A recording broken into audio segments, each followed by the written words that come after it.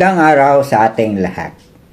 Ang modern Olympic Games ay ginaganap yan every 4 years. At kung mapapansin niyo ay natataon lagi sa leap year.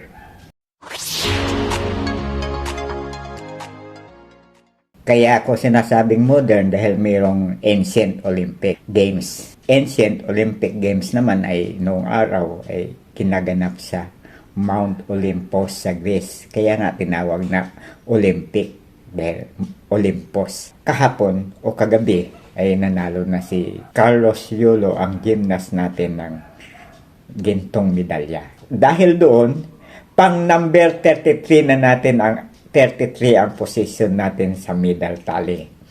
Ang kulilat ay ang Slovakia, pang number 58 na wala pa silang kahit anong medalya. Silver man, ginto, wala pa.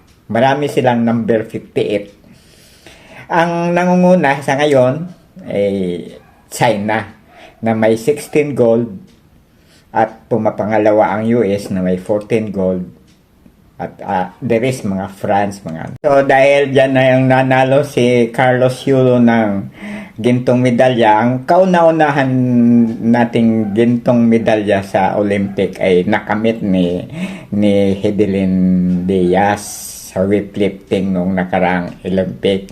At dahil doon, napag-usapan ngayon kung magkano ang matatanggap ng isang gold medal winner sa Olympic ng isang Pilipino athlete. Ayon sa estimate, si Hedelin Diaz ay halos more or less 50 million ang natanggap nung manalo siya ng gintong medalya. Hindi yan cash na may kotse, may bahay, may condominium, iba-iba kasi. Pero ang may batas kasi tayo na nagbibigay talaga ang gobyerno ng cash prize money para sa mga naka-achieve ng karangalan. Ang alam ko, pag sa Olympic, ang gintong medalya ay 10 million ang binibigay. Ang silver ay 5 million. At ang bronze ay 2 million yata. Sa ancient Olympic kasi, ang mga naging Olympic champion ay walang binibigay kahit na ano. Sinasabitan lang ng dahon ng laurel. Pero, ang lahat ng Olympic champion nung araw na ino-organize kasi ng mga royal family o hari o gods kung tawagin nila, ay ang mga mananalo ay kinukuha yan para maging warrior. O kundi kaya, yan ay ginagawang palahian ng royal family. Kasi kung ang genetic composition na ng royal family ay mga mahihina na, mga weakling, kung sa English, kung tawagin weakling, mga payat, walang lakas, ay kailangan magpalahi ng mga malalakas na tao. Kaya, ang purpose talaga ng ancient Olympic Games ay para mamili ng mga malalakas na tao para ipalahi doon sa royal family. Kasi kailangan kapag hari o prinsipe, kailangan ay malakas physically ang katawan. Kasi sila ang nagtatanggol ng kaharian eh. Kung minsan nga hindi na yung mga sundalo ang nag-away-away pag maggira. Sinasabi, nagkakasundo na lang ang mga hari o prinsipe na para wala nang mamamatay na marami, tayo na lang magduelo at kung sino ang matatalo ay iyon na ang kaharian. Parang ganyan. So gano'n, kailangan nung araw, para ka maging pinuno o leader ng isang bansa o lugar, kailangan lakas ng katawan ang kailangan. Iba kaysa ngayon, kailangan utak na. Tingnan mo sa Biblia nga, si King David, ano lang ang kanyang qualification para maging hari. Yun lang, napatay lang niya si Goliath.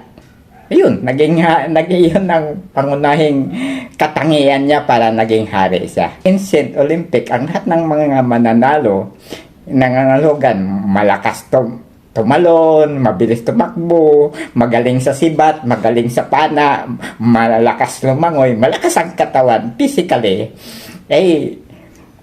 sinasabitan ng laurel bilang tanda ng pagka-Olympic champion, pero kukunin ka ng hari at lahat ng mga prinsesa doon sa palasyo, kailangan maanakan mo yan para magkalahi ang royal blood ng malalakas na katawan.